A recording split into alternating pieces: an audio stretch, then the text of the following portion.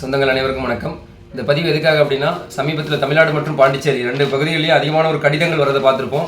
பாண்டியாவதி தேர்மாறன் அவர்களுடைய அழைப்பிதழ் அனைத்து ஊர்நல கமிட்டிகளுக்கும், அனைத்து சமுதாய மக்களுக்கும், தமிழ்நாடு மற்றும் பாண்டிச்சேரியில் உள்ள அனைத்து பகுதி உறவுகளுக்கும் இந்த கடிதங்கள் போயிருக்கு. என்ன கடிதம் அப்படின்னு பார்த்தோம்னா, நம்மளுடைய மன்னர் தேர்மாறன் அவருடைய பிறந்தநாள் விழாவை சிறப்பிக்கும் விதமாக டிசம்பர் 13ஆம் தேதி இந்த நிகழ்ச்சி நடக்குது. நம்ம மக்களே சிலருக்கு வந்துட்டு இந்த பாண்டியாவதினா யாருங்கிறது சரியாக தெரியல. ஏன்னா ரொம்ப நாளாக மூடி இருந்த ஒரு வரலாற்று அடையாளம் வந்து வெளியே வரும்போது அது நம்ம மக்களுக்கு பெருசாக ஒரு விழிப்புணர்வு இல்லை. இந்த மன்னர் யார் அப்படின்னா, நம்ம சமுதாயத்தில் உள்ள 16வது பாண்டிய மன்னர் தான் இவர். அதாவது தொன் கபிரியல் அப்படிங்கிறது இவருடைய பேர். முழு பேர் நம்ம வாசிச்சோம்னா கொஞ்சம் நீளமாக வரும். சிஞ்சோர் தொன் கபிரியல் டெக்ரூஸ்வாஸ் கோமாஸ் பரதவர்ம பாண்டியன் அப்படிங்கிறது முழு இவருடைய பேர். இவர் யாருன்னு அப்படின்னு பார்த்தோம்னா, முத்துக்குளித்துறைக்கு அரசராக இருந்தவர். நம்ம வெள்ளக்காரனுடைய பிடிகளில் இருந்து அதுக்கு முன்னாடிலாம் நம்ம எப்படி இருந்திருப்போங்கிற ஒரு வரலாற்று தேடலில் தான் இந்த பயணங்கள் போகும். அந்த நேரங்களில் நம்மளுடைய மன்னராக இருந்திருக்கிறாங்க. ராமேஸ்வரம் முதல் கன்னியாகுமரி வரைக்கும் இருந்த நம்ம முத்துக்குளித்துறை அப்படின்னு அழைக்கக்கூடிய அந்த பகுதிக்கு இவர் தான் மன்னராக இருந்தாங்க, 16வது மன்னர். இன்னொரு பேர் இவங்களுக்கு தேர்மாறன் அப்படின்னு சொல்கிறாங்க. அந்த தேர்மாறன் அப்படிங்கிறத அழைக்கக்கூடிய காரணம் என்னன்னு பார்த்தோம்னா, நம்ம பிரசித்தி பெற்ற தூத்துக்குடியினுடைய பனிமய மாதா கோயில் திருவிழா 10 வருடங்களோ இல்லை இடைப்பட்ட வருடங்களுக்கோ அடிக்கடி நடக்கக்கூடிய அந்த தேர், தங்கத்தேர் அப்படின்னு சொல்லக்கூடிய அந்த நிகழ்வு வடம் பிடிச்சி நம்ம மக்கள் தான் இழுப்பாங்க. அந்த தங்கத்தேரை செஞ்சு கொடுத்தவர் யாருன்னு பார்த்தோம்னா நம்ம மன்னர் தான். அப்போ இந்த மன்னரை சிறப்பிக்கும் விதமாக தான் இந்த நிகழ்ச்சி இருக்குது.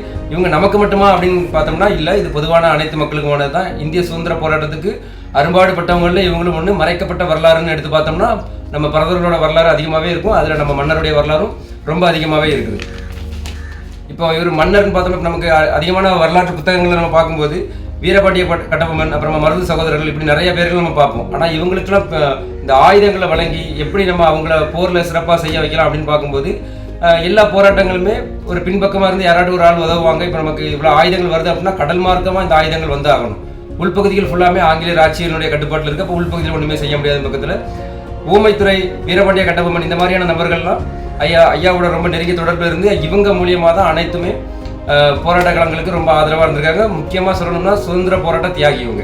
சுதந்திரத்துக்காகவே இருந்து பல ஆங்கிலேயர்களெல்லாம் இவங்கள தேடப்பட்ட சிறைவாசியாக இருந்தாங்க. ஆனால் யார் கண்ணிலையும் ஐயா இது பண்ணாமல் இறுதியாக மணப்பாடில் தான் இவங்க இறந்தாங்க. மணப்பாடில் இறக்கவும் அங்கேருந்து தோணிகள் படைசூழ தூத்துக்குடியில் வந்து இவங்களை அடக்கம் செய்யப்பட்டாங்க. தூத்துக்குடியில் அடக்கம் செய்யப்பட்ட இடம் தான் லசால் பள்ளிக்கூடம்.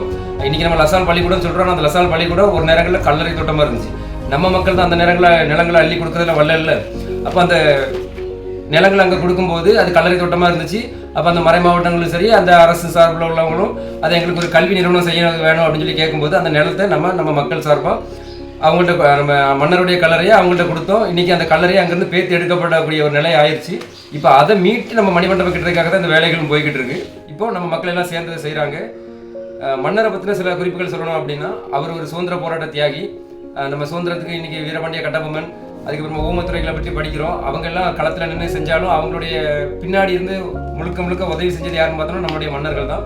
அப்போ அவங்க எப்படி என்ன உதவிகள் செஞ்சாங்க அப்படிங்கிறத விரிவாக நம்ம அந்த களத்தில் சந்திப்போம். அதை பற்றி நம்ம பேசுவோம்.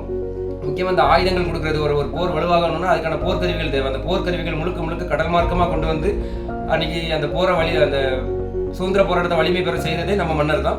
அப்போது இன்றைக்கி அவங்களோட வரலாறுகள் இருக்குது. ஆனால் மறைக்கப்பட்ட பரதவர் வரலாறு அப்படின்னு பார்க்கும்பொழுது நிறைய விஷயங்கள் இருக்குது. அதில் ஐயாவினுடைய வரலாறு ஒன்று.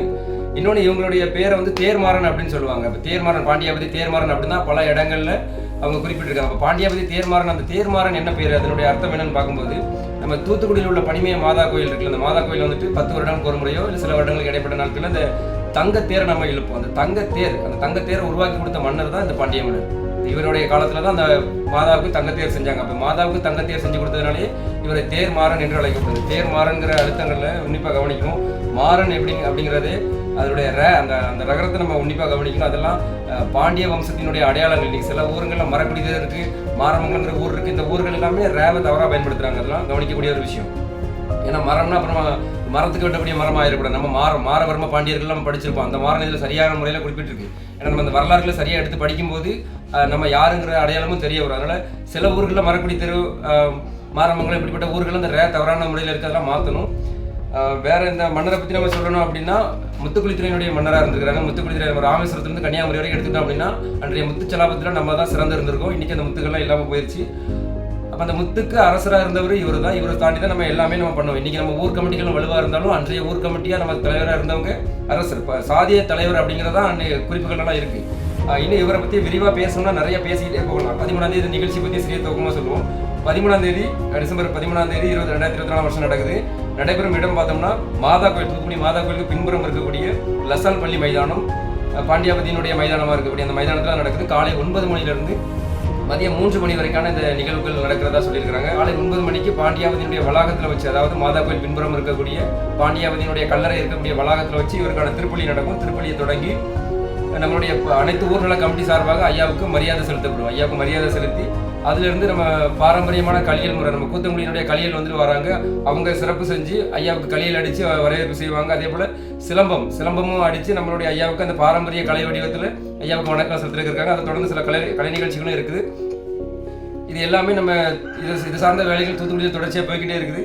வரக்கூடிய உறவுகள் பெருந்திரளாக கண்டிப்பான முறையில் கலந்து கொள்ளுங்க. வரும்போது பாதுகாப்பான முறையில் வாகனங்களில் பாதுகாப்பான முறையில் வாங்க. நம்ம மக்களை அனுசரித்து பொதுமக்களுக்கும் காவல்துறைக்கும் இடையூறு இல்லாதவர்களுக்கு நம்ம இந்த விஷயங்களை செஞ்சு முடிக்கணும். ஏன்னா நமக்கான ஒரு அறம் என்ற ஒன்று உண்டு. அந்த அறத்தை நம்ம எப்போவுமே பாதுகாக்கணும்.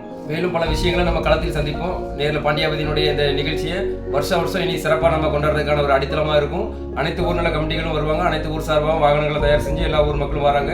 எல்லாரும் கண்டிப்பான முறையில் இது கலந்து கொள்வோம். பாண்டியாபதி பற்றி பேசணும் அப்படின்னா குறைஞ்சபட்சம் ஒரு 1 மணி நேரம் மட்டும் சுருக்கமாக பேசுறதுக்கு தேவைப்படும். அதனால் பதிவினுடைய சுருக்கம் காரணமாக நம்ம நேரில் சில விஷயங்களை பேசுவோம். களத்தில் எல்லா உறவுகளும் சந்திப்போம். நன்றி, வணக்கம்.